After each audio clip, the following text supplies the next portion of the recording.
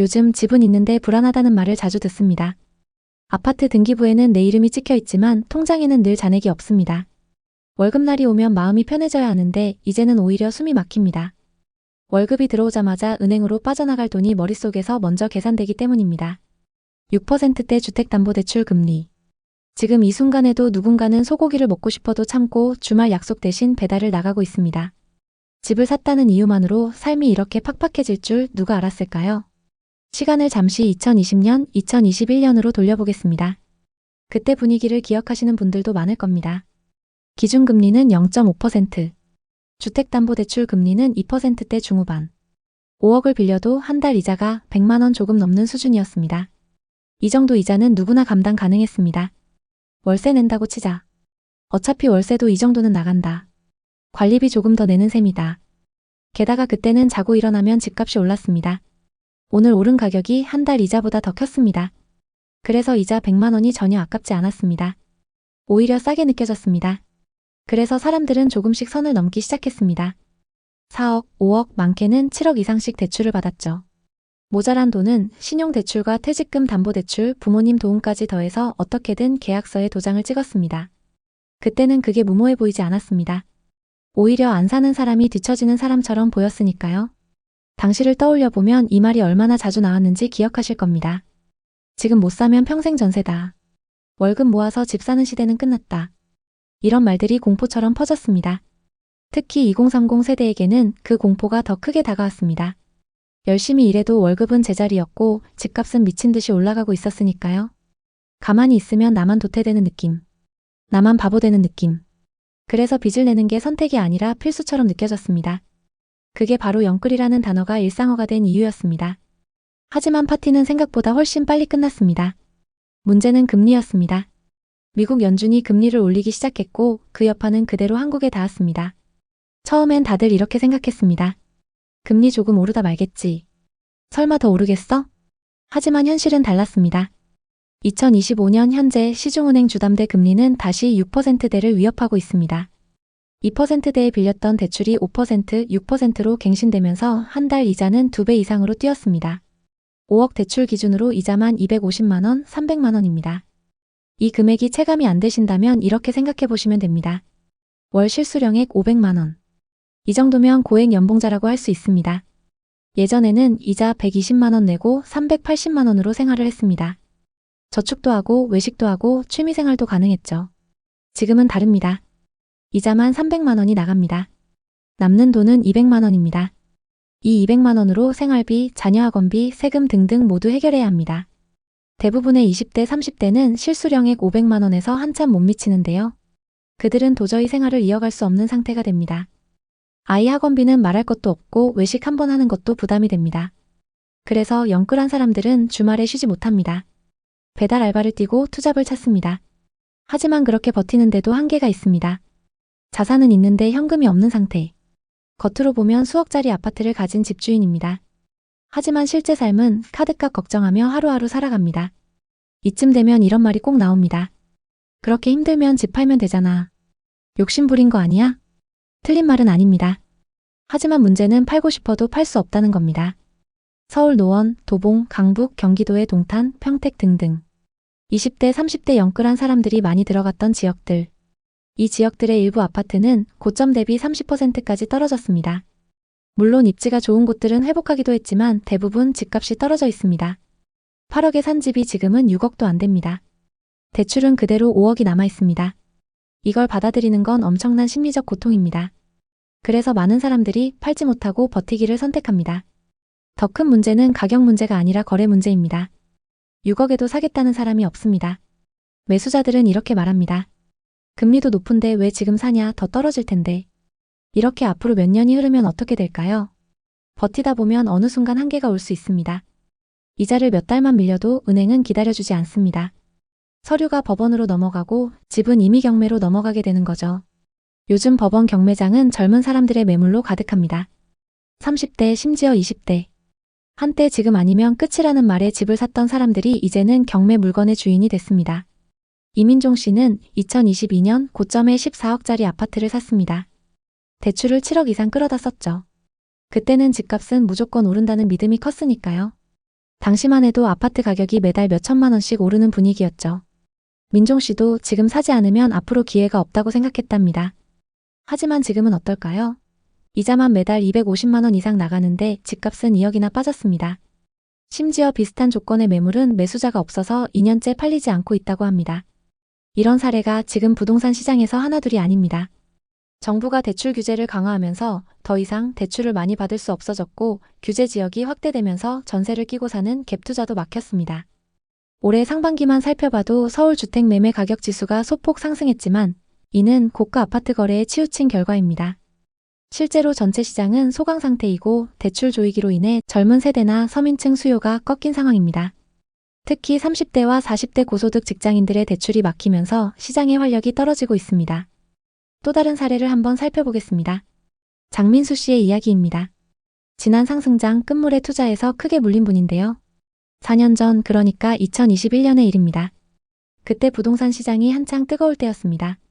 민수 씨도 뒤처질 수 없다는 생각에 덜컥 투자에 뛰어들었습니다. 매물은 홍대 근처의 꼬마 빌딩이었어요. 18억짜리 꼬마 빌딩 대출 13억을 끼고 샀습니다. 현금 5억 가지고 18억짜리 꼬마 빌딩을 사는 게 가능했죠. 월세 수익이 나쁘지 않을 거라는 계산이었고 빌딩 값도 오를 거라는 장밋빛 꿈을 꿨습니다. 처음에는 임차인들이 꽉 차 있어서 괜찮았습니다. 매달 월세가 들어오고 이자도 겨우 맞추면서 버텼죠. 그런데 코로나가 터지면서 임차인들이 하나둘 빠져나가기 시작했습니다. 공실률이 30%까지 치솟았고 월세 수익은 기대 이하로 떨어졌습니다. 대출 이자는 매달 540만 원씩 꼬박꼬박 나가는데 수익으로는 그걸 감당하기 버거웠습니다. 민수 씨는 조금만 버티면 되겠지 라고 생각하며 2년을 버텼지만 결국 빌딩을 23억에 내놓았습니다. 그런데 이게 또 안 팔리는 겁니다. 1년 넘게 매물로 내놨는데 매수 문의조차 거의 없었습니다. 지금까지도 매물이 팔리지 않고 있는데요.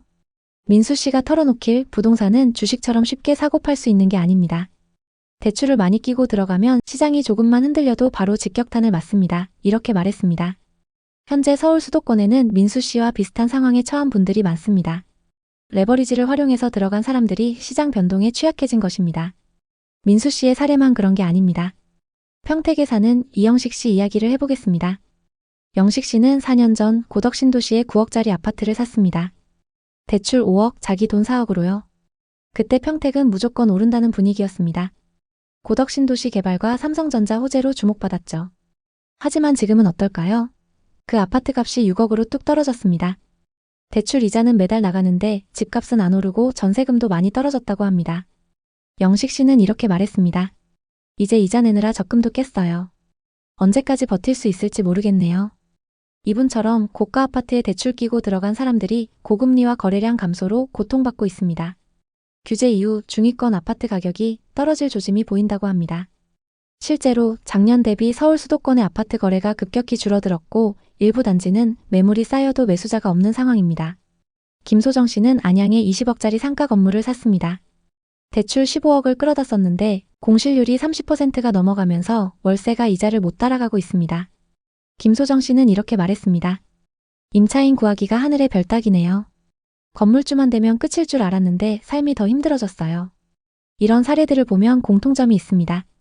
다들 부동산은 무조건 오른다는 믿음으로 대출을 많이 끌어다 썼고 시장이 변하면서 그 부담을 감당하지 못하고 있는 것입니다. 특히 상업용 부동산은 공실률 때문에 더 치명적입니다. 아파트는 그래도 주거용이라 임차인을 구할 가능성이 있지만 상업용은 임차인 구하기가 정말 어렵습니다. 앞으로는 이런 실패 스토리가 더 늘어날 수밖에 없습니다. 특히 입지가 조금 떨어지는 상업용 부동산의 경우 공실률이 60%를 넘는 곳도 많아서 투자자들의 부담이 커지고 있습니다. 지금 왜 이렇게 줄줄이 무너지고 있는 걸까요? 여러 이유가 얽혀 있지만 가장 큰 건 대출 규제와 고금리 기조입니다. 정부가 6억 이상 대출을 제한하면서 고가 아파트나 빌딩을 사려는 수요가 확 줄었습니다. 예전에는 20억짜리 집 사면서 15억 대출 받는 게 가능했지만 지금은 그게 안 되니까요. 게다가 금리가 낮아지지 않아서 이자 부담이 큰 상황입니다. 예를 들어 15억 대출 받아서 연 3% 금리면 연간 이자가 4,500만 원입니다. 하지만 금리가 5%로 오르면 1년에 이자만 7,500만 원으로 뛰는 겁니다. 이걸 매달 나눠서 낸다고 해도 감당하기 쉽지 않습니다. 시장에 매물이 많아야 거래가 활성화되는데 지금은 다들 집값 더 오를 거야 라는 기대감에 집을 안 내놓고 있습니다. 하지만 정작 매수자는 없습니다. 왜냐하면 대출이 막혔고 금리 부담 때문에 선뜻 나서는 사람이 없으니까요. 그래서 거래가 멈춘 상태에서 집주인들만 이자 부담에 허덕이고 있는 것입니다. 특히 상업용 부동산은 공실률이 치명적입니다. 예전에는 역세권 건물이면 임차인 걱정 없었지만 지금은 자영업자들이 힘들어지면서 임차인 구하기가 어려워졌습니다. 공실률이 30에서 50%까지 치솟은 빌딩도 많습니다. 월세 수익이 없는데 이자는 꼬박꼬박 나가니까 집주인들 입장에서는 악몽 같은 상황입니다. 거기에 세금 부담도 무시 못합니다. 최근 세금 강화 이야기가 많이 나오고 있습니다. 부동산 관련 세금을 올리면 고가 아파트나 빌딩 보유자들 부담이 더 커질 것입니다. 이런 요인들이 겹치면서 대출 레버리지를 활용했던 사람들이 가장 먼저 무너지고 있습니다. 건물을 산 분들은 공실률과 거래량 감소로 이중고를 겪고 아파트를 산 분들은 가격 조정과 매수자 부재로 버티기 힘들어합니다. 결국 시장이 공급 부족과 수요 위축으로 불안정해진 것입니다. 올해 하반기에도 입주 물량이 급감하면서 수급 불일치가 심화될 거라는 전망이 나와서 더 많은 집주인들이 한계에 몰릴 수 있습니다.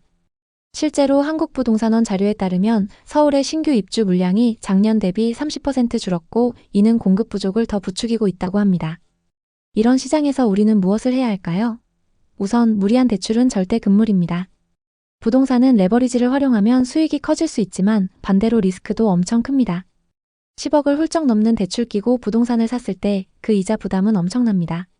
대출은 본인 소득으로 감당할 수 있는 수준에서만 해야 합니다. 또 단기 시세 차익을 노린 매매는 위험하다고 봅니다. 부동산은 주식처럼 단기 차익을 노리기 어려운 자산입니다. 사고 팔 때 거래 비용, 세금 다 고려하면 단타로 큰돈 벌기 어렵습니다. 특히 지금처럼 거래가 멈춘 시장에서는 더더욱 그렇습니다. 장기적인 관점으로 접근해야 합니다. 시장 흐름을 읽어야 한다는 것도 중요합니다. 부동산 시장은 정부 정책, 금리, 경제 상황에 따라 급변합니다. 예를 들어 지금은 금리가 오르고 대출 규제가 강해진 상황이니까 무리한 투자는 피해야 합니다. 반대로 시장이 안정화되고 저렴한 매물이 늘어나면 그때 기회를 노려보는 게 좋습니다. 그리고 현금 흐름을 확보하는 게 핵심입니다. 부동산 투자는 결국 현금 흐름 싸움입니다. 월세 수익이 안정적이거나 본인 소득으로 이자를 감당할 수 있는 구조를 만들어야 합니다. 공실률 높은 상업용 부동산은 특히 조심해야 합니다. 아파트를 산 경우도 임차인 유치나 임대 수익을 미리 계산해야 합니다. 수익성이 떨어지면 바로 직격탄입니다. 부동산 투자는 단기적인 차익을 노리기보다는 안정적인 수익 구조를 만드는 데 초점을 맞춰야 합니다.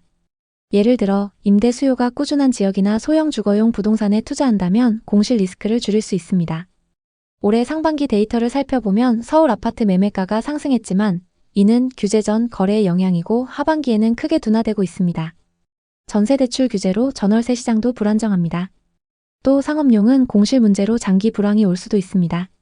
부동산 시장은 겉으로는 화려해 보이지만 속으로는 정말 많은 집주인들이 힘들어하고 있습니다. 큰 실패를 겪은 분들의 이야기를 들으며 부동산 투자만큼 신중해야 하는 것도 없다는 걸 다시 한번 느꼈습니다.